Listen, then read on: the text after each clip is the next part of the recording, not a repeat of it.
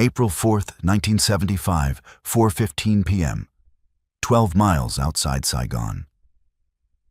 Regina Owen pressed her face against the vibrating metal of the C-5A Galaxy's cargo bay floor, one hand clutching a wailing infant, the other reaching for a toddler whose name she didn't know. Around her, 243 other children screamed in a cacophony that even the massive Pratt & Whitney engines couldn't drown out. Some were strapped into cardboard boxes, others lay in makeshift bassinets fashioned from military cargo netting. The oldest ones, maybe 4 or 5 years old, sat wide-eyed and silent on the troop seats along the walls, too terrified to cry. The 27-year-old social worker from Friends for All Children had helped load these kids onto the aircraft 90 minutes earlier at Tan Son Nhut Air Base.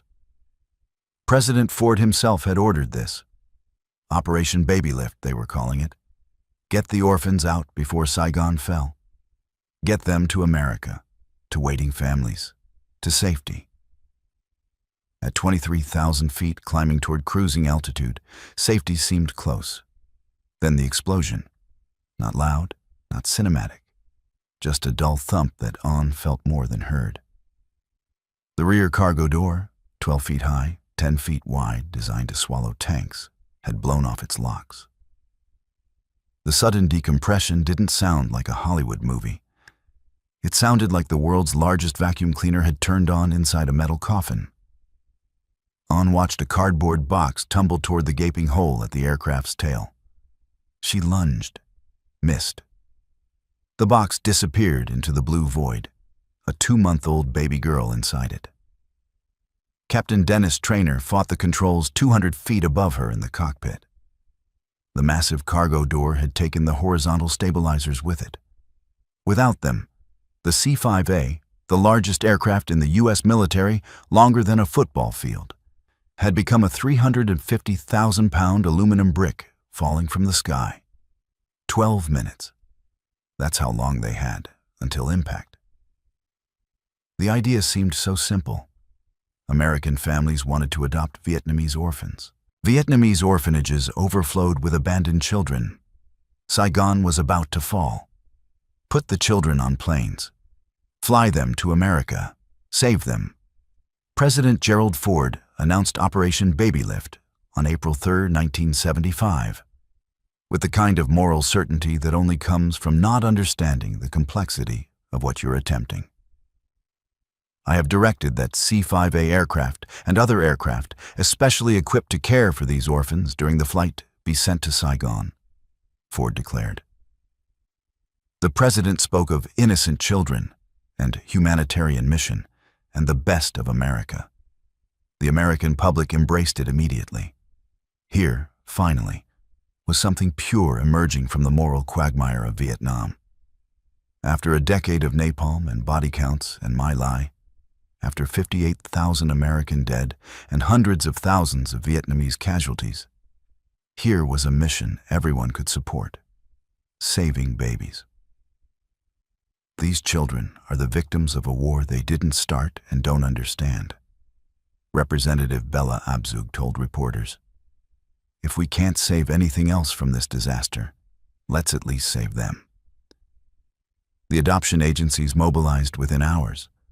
Friends for All Children, Friends of the Children of Vietnam, International Social Services, the Holt Adoption Program, organizations that had been working in Vietnam for years suddenly had the full weight of the U.S. government behind them. Waiting lists of prospective American parents stretched into the thousands. Some families had been waiting years for Vietnamese adoptions to clear the bureaucratic maze. Ed Daly, president of World Airways, didn't wait for government approval. On April 2nd, before Ford's announcement, Daly commandeered one of his own 727s, flew it to Saigon, and personally loaded it with orphans and mothers fleeing the North Vietnamese advance.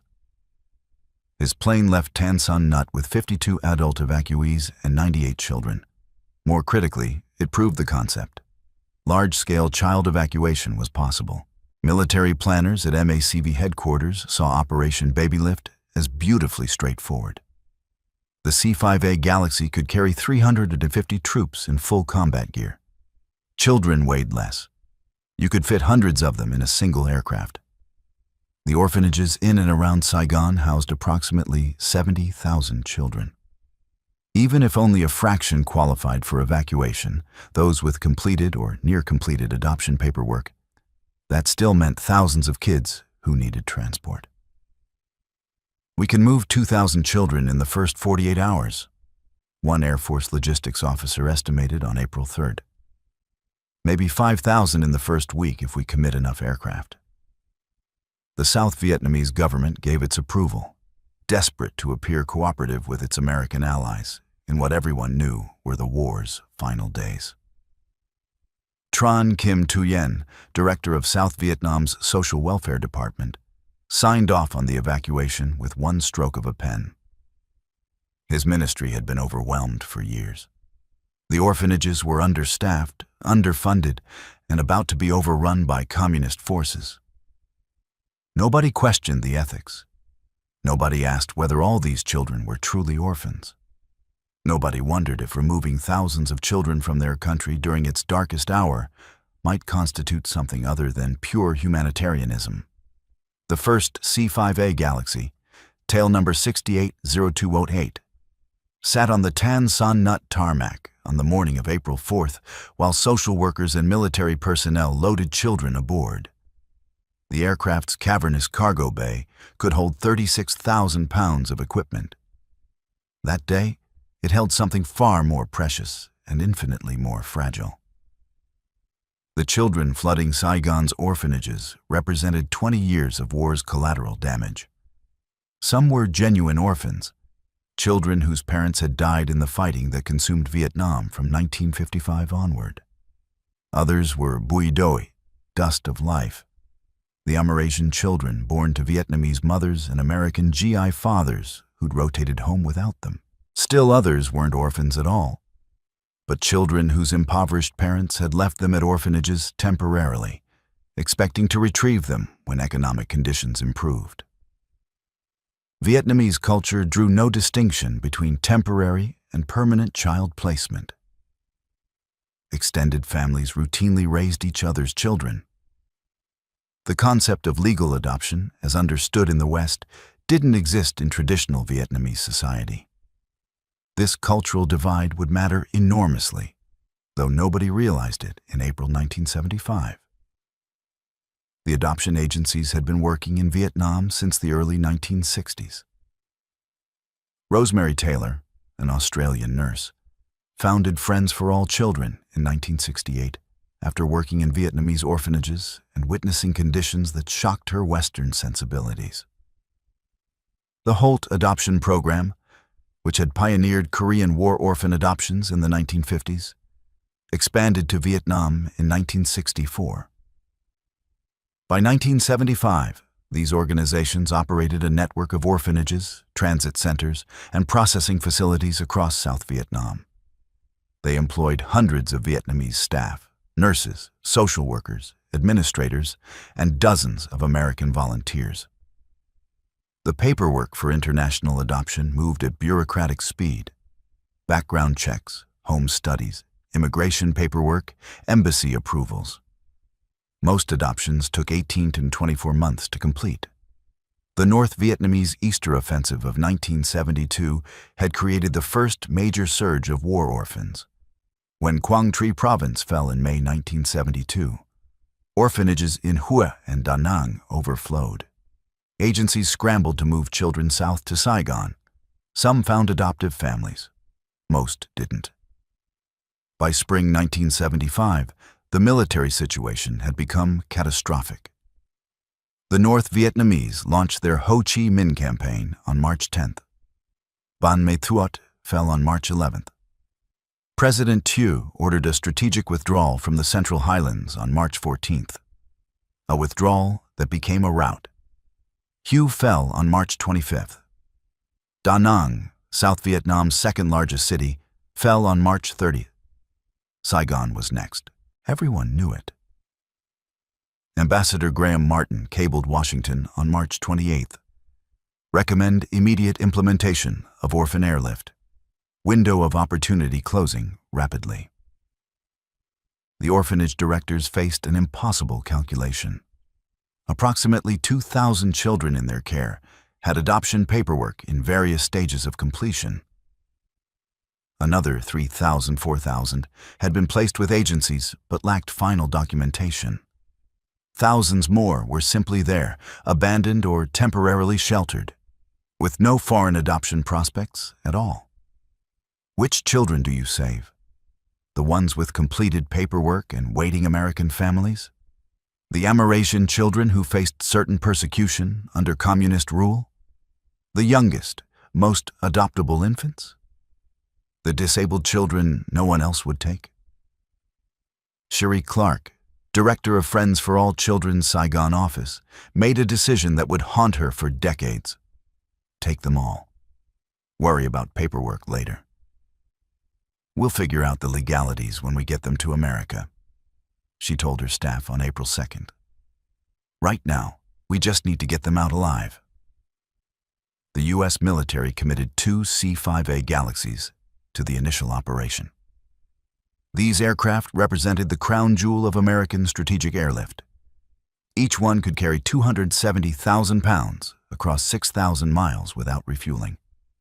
They'd been designed to deliver tanks, artillery, and entire military units to battlefields anywhere on Earth.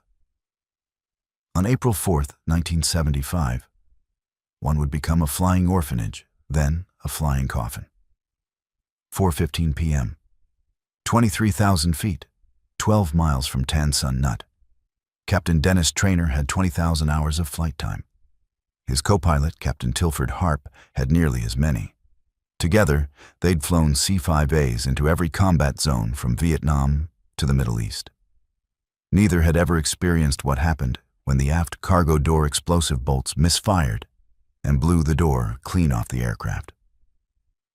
The decompression was instant and catastrophic.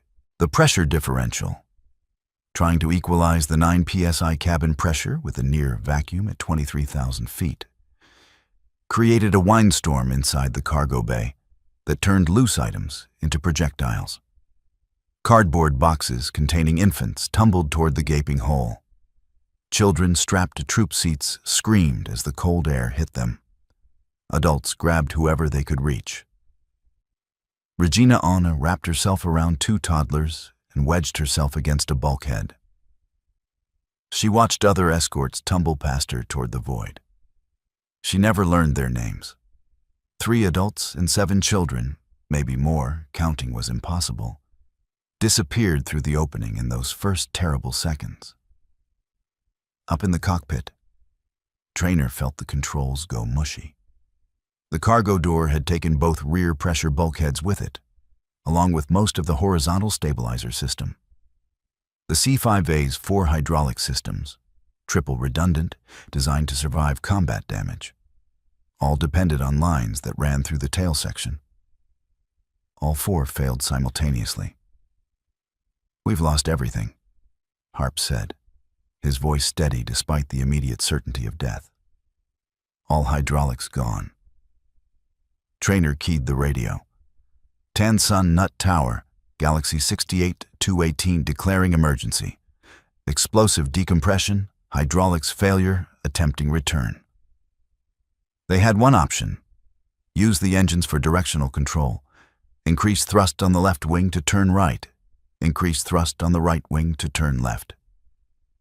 It was like steering a car by accelerating one front wheel at a time.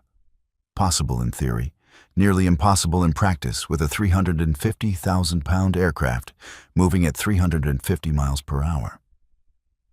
Traynor began the turn back toward Tan Son Nhut. Every adjustment took agonizing seconds to translate into aircraft response. The C-5A wallowed through the sky like a wounded whale, losing altitude at 3,000 feet per minute. In the cargo bay, the wind howl gradually subsided as the aircraft descended into thicker air. Ann counted the children she could see. 30? 40? She'd lost count during loading. Some of the older kids had climbed into overhead cargo nets and clung there, eyes wide, silent. The infants screamed themselves hoarse, their tiny faces purple with rage and terror and cold. Flight Engineer Sergeant Danny Vo moved through the cargo bay, checking faces, doing what first aid he could. Most of the children were Vietnamese, but Vo was American, born in Texas to Vietnamese immigrant parents. He spoke to the oldest children in Vietnamese, trying to calm them. Kong sao, kong sao. It's okay, it's okay. None of them believed him. 4:23 p.m. 8 minutes since decompression. 5,000 feet altitude. Trainer had managed to turn the aircraft back toward the airport. He could see the runway, just a strip of concrete in the distance, surrounded by rice paddies. They were too far away. He knew it. Harp knew it. The navigator, Captain Sam Childers, was already calculating impact points. Paddy Field, 2 o'clock, 1 mile. Childers said, "That's our best option." Not a great option. Rice paddies looked flat from altitude, but they were separated by dikes, 3-foot-high earthen walls that would shred the aircraft like a grater. But paddies were softer than concrete runways, and there were no buildings to hit, no crowds to kill. "Gear down," Trainer ordered. Without hydraulics, the landing gear had to free fall into position, locked by gravity and mechanical catches. Harp pulled the emergency release. They felt 3 solid chunks as the gear dropped and locked. "We have 3 green lights," Harp confirmed. "Gear down and locked." 4:26 p.m. 800 feet, 200 yards from the paddy field. The C-5A hit the first dike at 190 miles per hour. The nose gear sheared off instantly. The aircraft's nose plowed into the soft earth, decelerating from 190 to 0 in about 3 seconds. Everything not secured became a projectile. The cargo bay contents, children, boxes, adults, medical supplies, avalanched forward against the forward bulkhead with deceleration forces exceeding 20 Gs. The center fuselage section, where most of the children sat, remained largely intact. The forward fuselage broke apart on impact. The wings, still containing 50,000 pounds of jet fuel, separated from the fuselage but didn't explode immediately. Fire came later, after the fuel had time to vaporize and mix with air. Silence, then screaming, then silence again. The crash site became an anthill of rescue activity within minutes. Vietnamese farmers from surrounding villages arrived first, running through the wreckage, pulling children from the twisted metal. South Vietnamese army units stationed nearby sent trucks. American helicopter crews training at Tan Son Nut diverted to the crash site. Lee Mack, a USAF photographer who'd been in the crash, climbed out of the wreckage and immediately began documenting it. A reflex born from years of military training. His photographs would become the primary visual record of the disaster. In one image, a Vietnamese farmer clutches a wailing infant, both covered in hydraulic fluid and jet fuel. In another, a child's shoe lies in a rice paddy, 30 feet from the nearest wreckage. The casualty count took hours to establish. The manifest listed 314 people aboard, 243 children, 44 adult escorts, 16 Air Force crew, and 11 other adults. The exact death toll was never definitively established. Bodies and body parts scattered across 500 yards of rice paddies made counting impossible. Official records listed 138 dead, 78 children, and 60 adults. Some estimates went higher. At Friends for All Children's Saigon headquarters, Cherie Clark received the news at 5 p.m. She'd waved goodbye to that C-5A 4 hours earlier, watching it taxi away with children she'd cared for, some for years.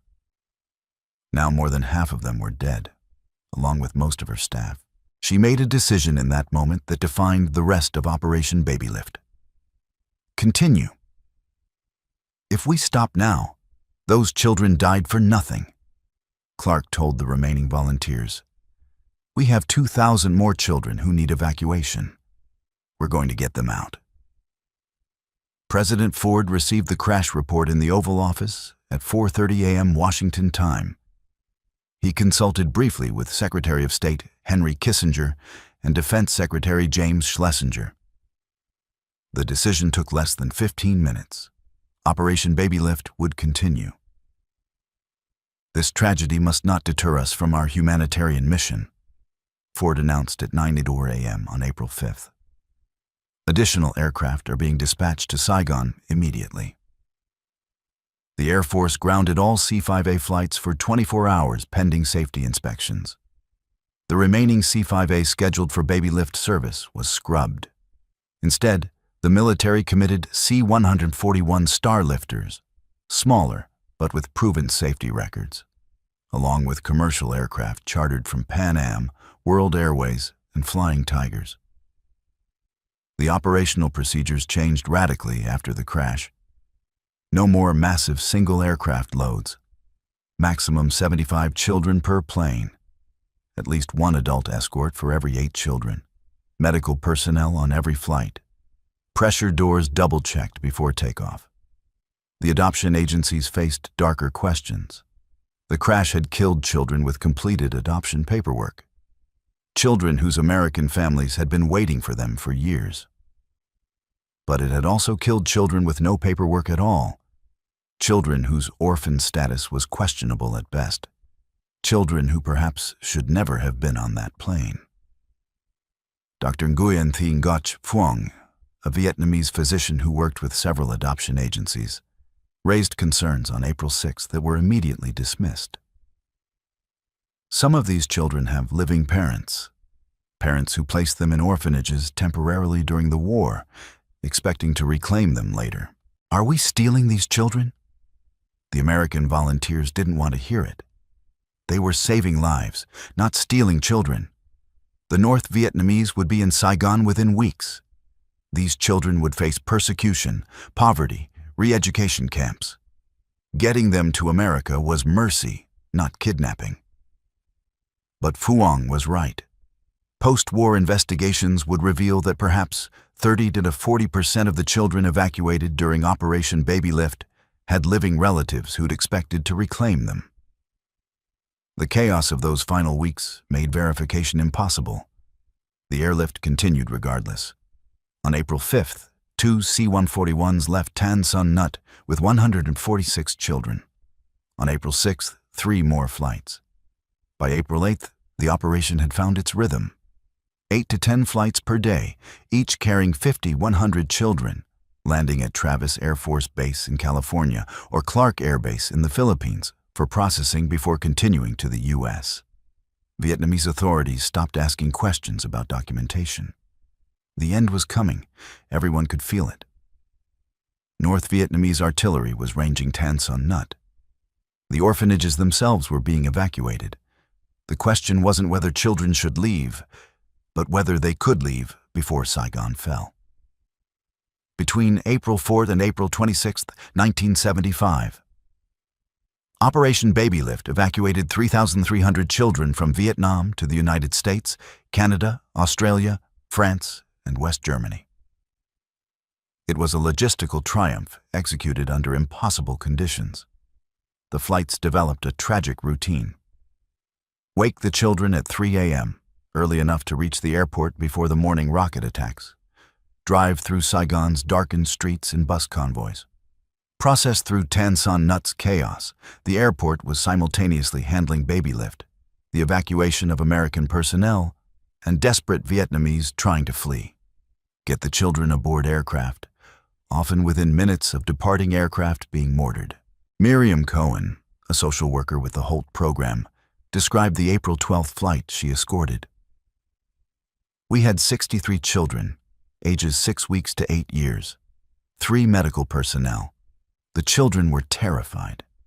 Some had never seen a white person before. Some had never been in a car, let alone an airplane. We gave them sedatives, light doses, just enough to keep them calm.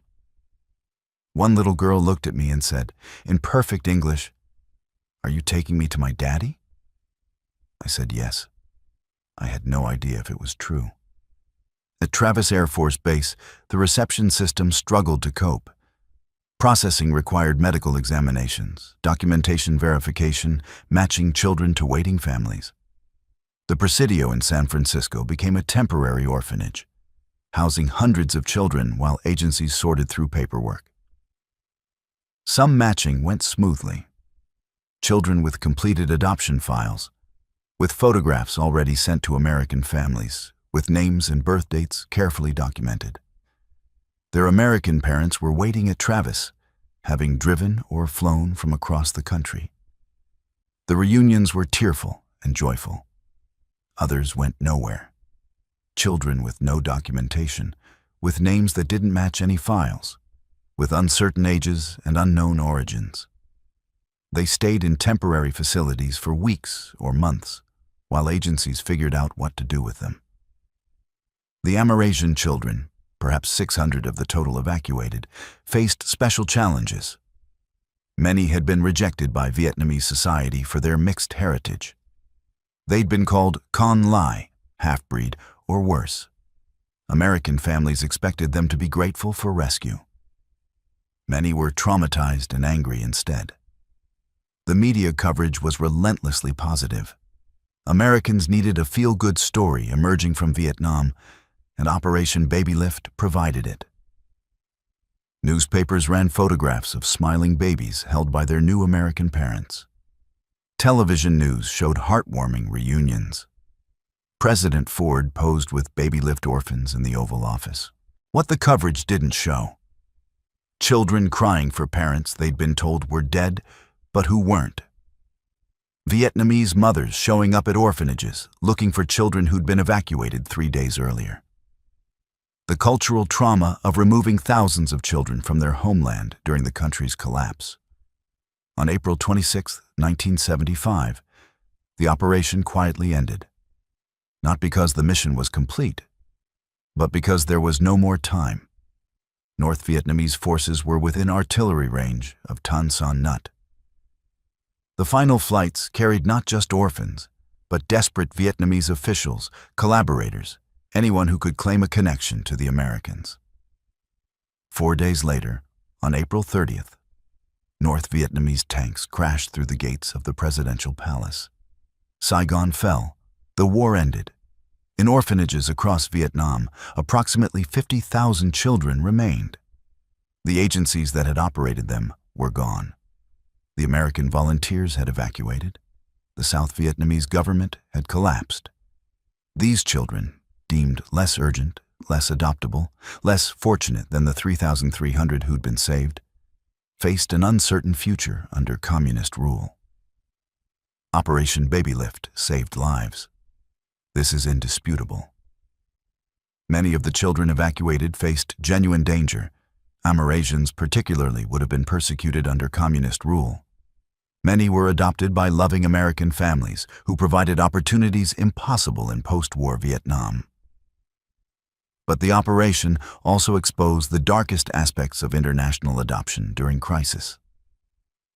In the rush to evacuate, agency workers and government officials made decisions about children's lives with minimal information and maximum urgency. Some children who weren't orphans became orphans by administrative fiat. Some children with living parents who expected to reclaim them were permanently separated from their families. Tran Truong Hu, evacuated on April 8th at age 4, spent 3 decades searching for his birth mother. He found her in 2005. She'd never stopped looking for him. She'd placed him in an orphanage in March 1975, expecting the war would end and she'd retrieve him within months. Instead, American volunteers assumed he was abandoned and put him on a plane to California. "I love my American family," New said in a 2015 interview marking the 40th anniversary. "They gave me a good life. But I lost my Vietnamese family, my language, my culture. That's a cost nobody talks about." The legal controversies lasted for years. Several countries, including France and West Germany, investigated whether the evacuations had violated international adoption law. A class action lawsuit filed in 1975 charged that some Babylift children had been trafficked rather than legally adopted. The case settled in 1977 with vague assurances about documentation standards. Military planners drew different lessons. Operation Babylift demonstrated both the capabilities and limitations of large-scale emergency evacuation. The C-5A crash led to design modifications in cargo door lock systems. The operational challenges of evacuating non-combatants under fire influenced later missions from Mogadishu to Kabul. For the children themselves, Operation Babylift remains profoundly complicated. Some, like opera singer Heidi Munzinger, evacuated at age 5, speak of it as salvation. Others, like filmmaker Tammy Nguyen Williams, describe a lifetime of cultural dislocation and identity struggles. Still others, like Tran Tuong Hu, feel both gratitude and grief for what was gained and lost. On April 4, 2015, 138 people gathered at a memorial service at Presidio National Cemetery. They came to remember the C-5A Galaxy crash victims, the 78 children and 60 adults who died in a rice paddy 12 miles from Saigon. Regina Oni attended, now 67 years old, still haunted by the baby in the cardboard box that tumbled past her into the sky. "We tried to do the right thing," On said at the service. "Whether we succeeded depends on which child you ask. For some, we saved their lives. For others, we destroyed their families. I'll never know if the balance was worth it." In the end, Operation Babylift reflected America's contradictions in Vietnam writ small. Noble intentions undermined by insufficient understanding, decisive action that created as many problems as it solved, and a legacy that refuses simple judgment. The children flew to America, some toward better lives, some toward displacement and confusion, all toward futures radically different from what would have awaited them in Vietnam, and 138 never arrived at all.